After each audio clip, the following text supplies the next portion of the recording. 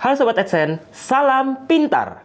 Kembali lagi dengan aku Kadit, tutor bahasa Inggris adsense.id. Pada video kali ini kita akan membahas materi bahasa Inggris pronoun reference beserta contoh-contoh soalnya. Nah, langsung aja kita bahas semuanya. Let's go!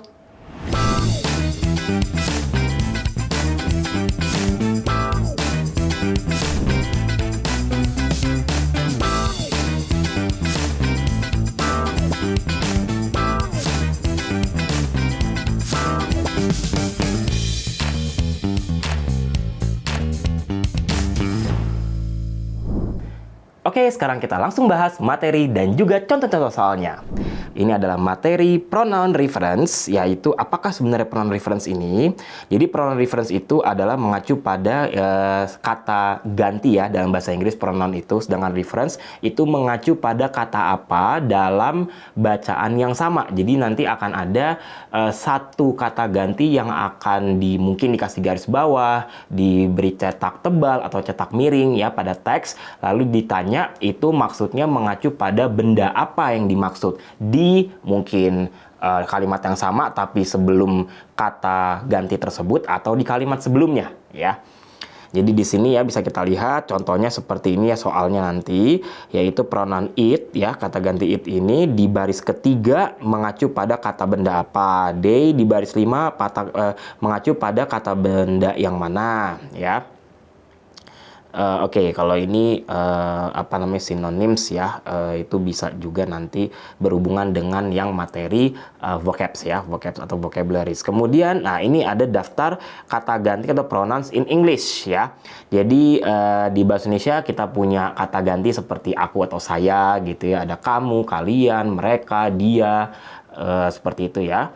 Nah, kalau bahasa Inggris punya 7 jenis ya. Ada I, sudut pandang orang pertama, you, sudut pandang orang kedua, bisa tunggal, bisa jamak. Kalau tunggal berarti kamu, kalau jamak berarti kalian gitu maksudnya ya. Kemudian we untuk kata ganti orang ketiga jamak ya. Kata ganti orang pertama jamak kami atau kita. Yang kata ganti orang ketiga jamak yaitu adalah mereka ya, they. Sedangkan he, she, ini harusnya it di sini ya. Ini it ya.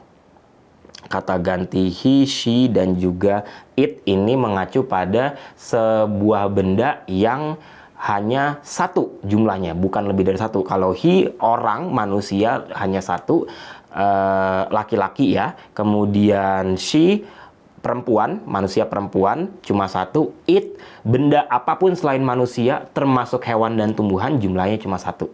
Nah, kalau ketiga ini he lebih dari satu ya berarti jadinya they, karena kan orang laki-laki lebih dari satu. Perempuan lebih dari satu kata gantinya they. Kemudian benda selain manusia lebih dari satu kata gantinya juga they ya. Jadi kalau kita anggap meja nih ya, meja atau rumah ada beberapa itu bisa kita ganti dengan kata they. Ya, kata houses atau tables bisa diganti dengan they. Tidak selalu kata they itu mengacu pada manusia, hati-hati ya. Mungkin nanti dilihat ini they mengacu pada apa, di pilihan jawabannya hanya satu jawaban yang mengacu pada manusia. Belum tentu ya, karena they itu bisa juga mengacu pada yang bukan manusia. Nah, di sini di kolom subjek ini adalah kata ganti yang digunakan pada kalau di kalimat itu ya polanya kan SPOK ya, sama persis dengan di bahasa Indonesia ya, subject, verb, kemudian objek, lalu adverb keterangan. Nah, yang di kolom paling pertama ini ditaruhnya adalah di awal kalimat sebelum kata kerja predikat ya. I, you, we, they, he, she, it. Sedangkan yang kolom kedua ini ditaruhnya di posisi objek, berarti setelah predikat. Ingat aja SPOK, ya kan ya. Di setelah predikat ya. Jadi nggak mungkin kita buat kalimat misalkan she likes me, itu yang benar. Bukan she likes I. She likes him, bukan she likes he. Ya, jadi gunakan yang bentuknya di objek ya, sudah berubah kan, I jadi me, kemudian you tetap ya, we jadi us, they jadi them, he jadi him, she menjadi her, it tetap it ya. Kemudian di kolom ketiga dan keempat ini sama-sama untuk kata ganti kepemilikan ya, posesif. Bedanya adalah yang di kolom ketiga ini ya, Ini harus diikuti oleh kata benda, nouns ya. Contoh misalkan my father, your parents, our house, their car, his wife, her husband, sama its color. Bisa seperti itu ya. Harus ada bendanya. Kalau nggak ada bendanya berarti yang kita gunakan adalah yang keempat ini, yang kolom keempat, yaitu menggunakan kata mine, yours, ours, theirs, his, hers, dan juga its. Nah, kalau ini sih biasanya nggak dipermasalahkan, yang nggak akan mungkin muncul di soal apapun ya. Yang untuk perbedaan his dengan his ini. Tapi kalau yang ini pasti ada perbedaan ya, bisa menjadi soal di beberapa tes bahasa Inggris ya.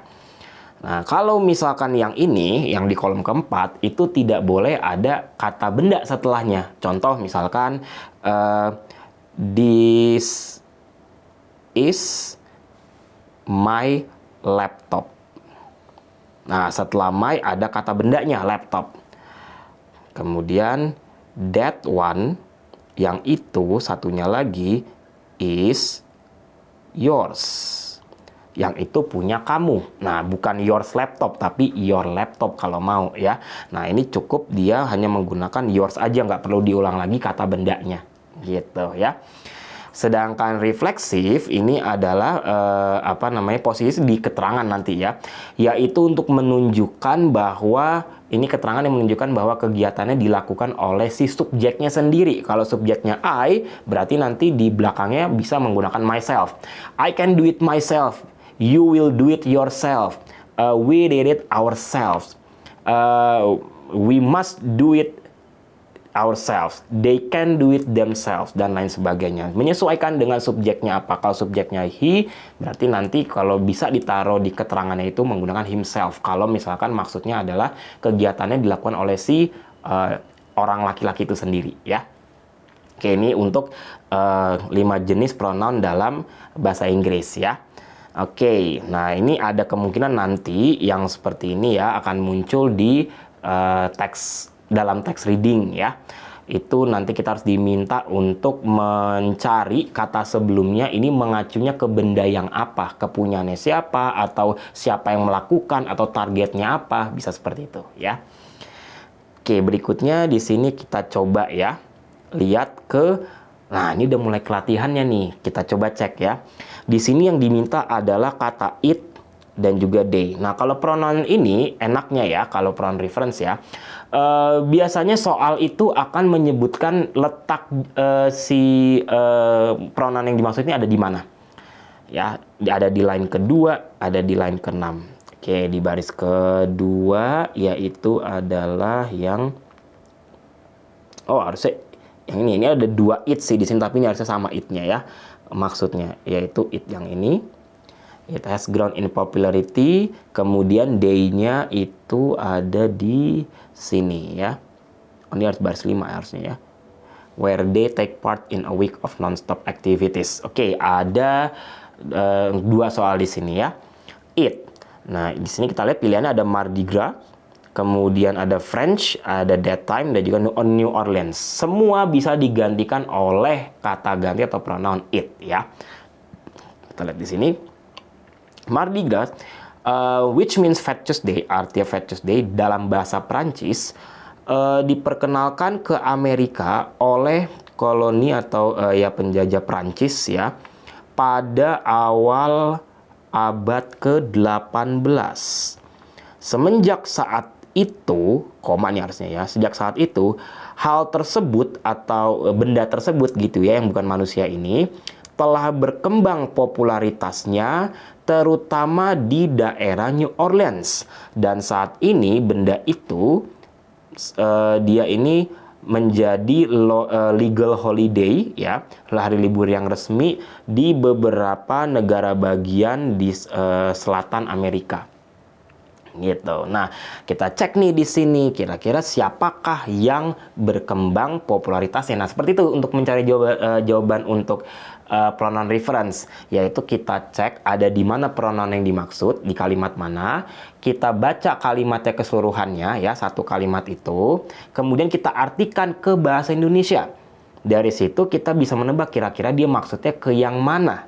ya. Nanti bisa dilihat baru ke sebelumnya, sebelum si it-nya, bukan setelahnya ya. Berarti pilihan jawaban yang di teks letaknya itu setelah si pronoun yang dimaksud, ya itu kemungkinan besar harusnya bukan jawabannya, ya. Contoh di sini kata Mardi Gras itu letaknya sebelum it, ya, ada di awal. Kemudian French ada di awal juga di sini. Kemudian that time tepat sebelum it. Kemudian New Orleans ada di setelah it. Ya, it yang pertama ini yang dimaksud ya, bukan it yang ini ya. Berarti karena letaknya ini setelah it yang pertama yang dimaksud ya, di sini harusnya emang it yang pertama. Itu bisa langsung kita eliminasi jawaban New Orleans. Karena kalau kita artikan pun jadinya aneh. Jadinya di sini ya. Semenjak saat itu New Orleans berkembang popularitasnya terutama di New Orleans. Kan aneh ya artinya. Berarti udah pasti bukan New Orleans. That time saat itu saat tersebut has grown in popularity. Ini juga tidak tepat ya. Saat tersebut aneh banget. French, apakah French di sini bahasa Prancis grown in popularity New Orleans? Bukan juga yang dimaksud di sini. Kebetulan kalimat yang kedua ini it-nya sebagai subjek dari kalimat kedua, kemungkinan dia itu menggantikan ya subjek dari kalimat yang sebelumnya, yaitu adalah Mardi Gras. Jawaban yang tepat adalah yang A. Itu caranya ya. Nah, kita lakukan hal yang sama dengan yang D ini. Ya, where they take part in a week of non-stop activities. Nah, day-nya ini yang dimaksud siapa? Seperti yang tadi aku bilang ya, day itu tidak selalu mengacu pada manusia. Bisa iya, bisa enggak ya. Jadi jangan terlalu patokannya harus manusia. Oke. Kalimatnya mulai dari ini panjang banget sebenarnya ya. Di sini parades, parties, balls, and numerous festivities take place throughout the week before Mardi Gras Day. Titik koma. Di sini tourists from various countries throughout the world flock to New Orleans. Terbang maksudnya ya, terbang kemudian berkumpul di New Orleans untuk perayaan ini, di mana mereka berpartisipasi dalam kegiatan nonstop dalam seminggu sebelum kembali ke rumah untuk istirahat. Nah, siapa yang dimaksud dengan mereka ini? Apakah various countries take part? Bukan. Ya, bukan seluruh negara dari berbagai macam negara itu benar-benar berpartisipasi, itu tidak. Celebration, apakah mungkin kita bilang celebration itu take part, berpartisipasi? Aneh banget. Turis, bisa jadi. Di sini kan ada di sebelumnya ya, turis dari berbagai macam negara. Kemudian non-stop activities, berpartisipasi dalam aktivitas non-stop activities. Aneh banget. Ya udah pasti jawaban untuk yang kedua ini adalah yang turis ya. Jadi di sini maksudnya adalah turis dari berbagai macam negara terbang berkumpul ke New Orleans untuk merayakan si Mardi Gras Day itu ya. Di mana mereka berpartisipasi di a week of non-stop activities. Si turisnya berpartisipasi gitu. Ya, jadi bisa dilihat jawaban mana yang paling lazim, yang paling nyambung gitu ya. Nah, tapi hati-hati untuk pronoun reference itu sebenarnya soal yang tidak sulit tapi very tricky. Nah, itu harus benar-benar diartikan ke bahasa Inggrisnya ya, dilihat artinya paling pas yang mana. Oke. Kita lihat contoh soal berikutnya ya. Nah, ini. The astrological nature of the Mayan use of astronomical data explains in part why so few written records exist of that data. Di sini diminta it-nya di line ketiga. Oh, ini pas paling kanan ya it-nya ya. Oke, berarti kita baca kalimat keseluruhannya mulai dari yang The Mayans. Orang-orang Maya percaya bahwa jalur matahari, jadi kan maksudnya kalau tiap benda langit tuh punya jalur orbitnya sendiri kan ya. Jadi yang namanya planet mengitari matahari, bintang yang di dalam tata surya. Satelit dari masing-masing planet berputar mengelilingi planetnya ya. Seperti itu. Nah, matahari pun juga ada jalurnya karena memang semua benda langit itu kan bergerak ya pada orbitnya masing-masing. Jalurnya ini berlanjut hingga ke malam hari ya, throughout the night, dan hanya pada saat tersebut benda ini si hal ini traveling through the underworld. Nah, berjalan menyusuri atau travel ya, melakukan perjalanan menuju ke dunia akhirat. Bukan dunia akhirat, di akhirat. Kenapa pakai dunia ya? Akhiratnya. Nah, jadi maksud di sini adalah ini kepercayaan dari suku Mayanya gitu ya, bahwa si Passage of the Sun ini katanya continued throughout the night, only then it was traveling through the underworld. Jadi yang berlanjut sampai ke akhirat itu yang mananya gitu ya? Yaitu harusnya adalah jawaban yang bukan night pastinya ya, nggak mungkin night itu throughout the night, through the underworld. Kemudian data juga nggak mungkin. Antara passage sama sun, lebih tepatnya hati-hati bukan sunnya tapi jalurnya, passage-nya yang terus di hingga ke underworld. Jadi mataharinya juga ngikutin si jalur tersebut ya. Oke, kita lihat contoh yang berikutnya lagi. Ini mungkin kita bisa bahas berapa lagi ya. Oke, tentang apartheid ya. Jadi yang politik pemisahan ras di Afrika ya. Which di line 2. Oke, ini ada juga menggunakan kata ganti ya, di sini pronounnya itu menggunakan which. Which ini namanya relative pronoun. Jadi ada who, ada whom, which, whose sama that. Kata ganti untuk adjective clause atau kalimat sifat. Ya, mungkin nanti kita akan bahas di video lainnya gitu ya untuk adjective clause. Nah, which di sini dia itu menggantikan benda. Kalau which itu harus benda. Nah, ini beda dengan they ya. Kalau they itu bisa benda, bisa manusia. Kalau which ini dia itu sebenarnya kata ganti untuk it, yaitu benda yang bukan manusia. Kalau manusia kata ganti pasti who ya. Kalau that bisa manusia, bisa juga benda. Oke. Which di line 2, which was predominantly, yang secara dominan didukung oleh Afrikaners. Nah, apa nih yang didukung oleh Afrikaners? Nah, itu di kalimat sebelumnya ya, di sini apartheid, a South African policy of racial separation. The word is Afrikaans for apartness. Jadi apartheid ini bahasa Afrikanya apartness ya, atau pemisahan. And it originated, berasal dari tahun 1930-an, to describe the racial policies of the National Party, untuk mendeskripsikan racial policies ya. Ini dari si National Party-nya yang didominasi, yang secara dominan didukung oleh Afrikaners. Nah, apa nih maksudnya yang didukung? Ya, nggak mungkin yang didukung itu adalah National Party-nya, karena di sini tadi yang dibahas itu adalah mengenai si apartheid ya.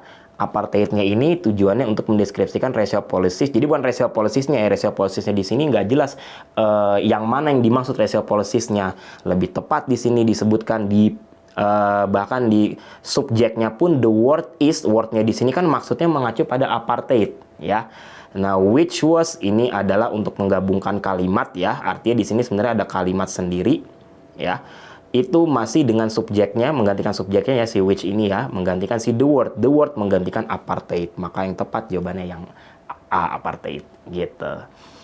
Oke, kemudian ada its di sini. Its real purpose. Its-nya mengacu pada siapa? Its ini adalah kepunyaan untuk benda yang cuma ada satu, ya. Bukan kepunyaan benda lebih dari satu, tapi hanya satu bendanya.